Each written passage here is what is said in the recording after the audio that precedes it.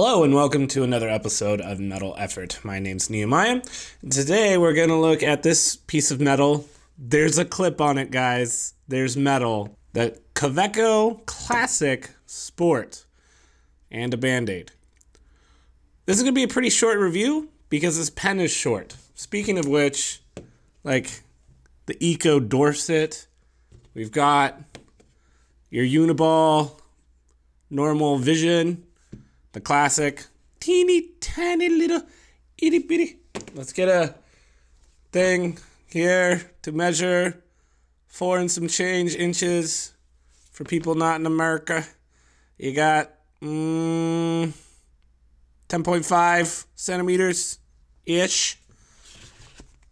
Weight. Gotta put it down, guys. Come on. This ain't no jabroni status. About half an ounce. Again, let's do the Eco for comparison.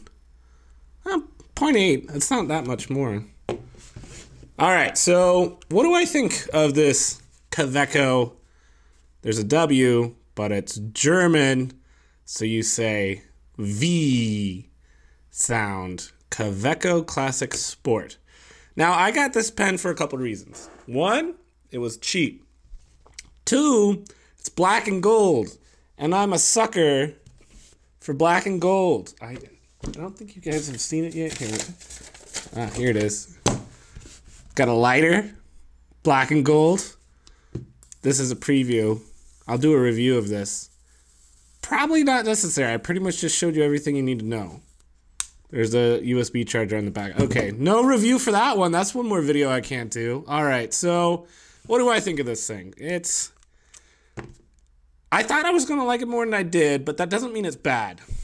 So, writing with this sucker, I'm going to zoom out a little bit. Maybe. Yes. Oh, no, let's zoom in. All right. So, this is a fine tip nib, by the way, because I'm using it, again, for my clients to, use. I don't want giant, broad pens. So, for the most part, it writes like a normal pen would.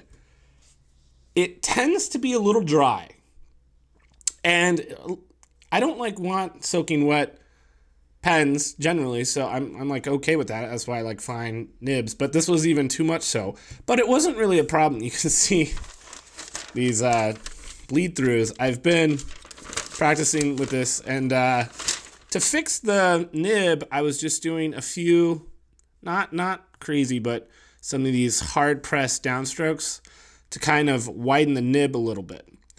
And it worked. And so now I can write pretty much in any direction, and it holds up really, really well. It doesn't bleed too much. It's just the perfect amount. Now, if you go really, really fast, you're going to have not like a super consistent line, but considering how it started, this is not bad at all. I would say I've been having fewer hard starts with the Kaweco compared to even my $90 Monteverde. So that's good. It's a good writer. I'm not blown away. I definitely prefer the experience of the Eco. It's a little bit smoother, but still has some good feedback. This is a little scratchy on the Sport, but I don't mind a little feedback as long as it's writing well, and it does write well. Now, next thing we're going to talk about is the process of getting, man, that's occupational hazard, guys. I'm sacrificing myself for this video. All right. I've got a converter in here. Now, this pen has been around for 6 years. It's been out for a long time. And when it first came out, people were having a hard time with converters. Before this came out, the Converter definitely came out way later after the pen released. And so you had normal little standard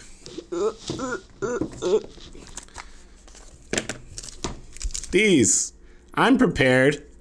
And so the standard international short ones. Can't do the long ones, obviously, because the little pen is just too short. So you stick it in, boom, bada bing, bada boom, done.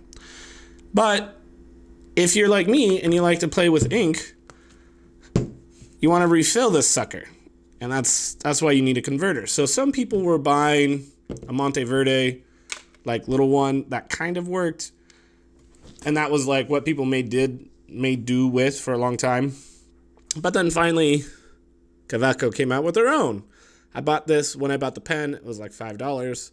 And it does the job. It does not screw in. You just kind of poke it in just like the cartridges. But it gets the job done. And it's pretty small. I mean, obviously, it's a tiny little pen. Like comparing it to the other converter of my Monteverde, it's not that much smaller. Maybe half the total volume. But considering how small the pen is, and this weighs almost 4 times as much as that one, which is crazy. So, not too bad. And it's just like a little plunger. So it takes like 2 seconds to fill this. And I got ink all over it. All right, so that part's pretty easy. And then obviously you can post the cap. This is one of the pens that you're gonna want to post. It's just too awkward without it. It'll fall into your hand hole and just feel weird. It's also very lightweight, so it doesn't hurt to give the pen some mass, and it evens it out pretty well. So I like that.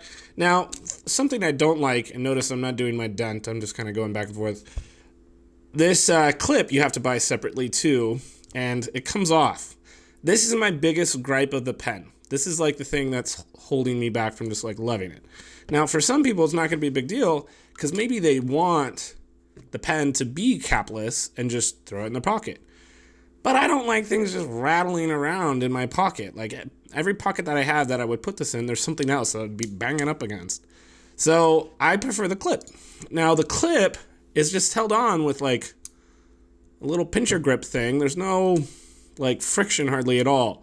So I'd say over half the time you go to put it in your pen or in your pants and you like try to stick it in and you're like pushing the cap in and it goes whoop.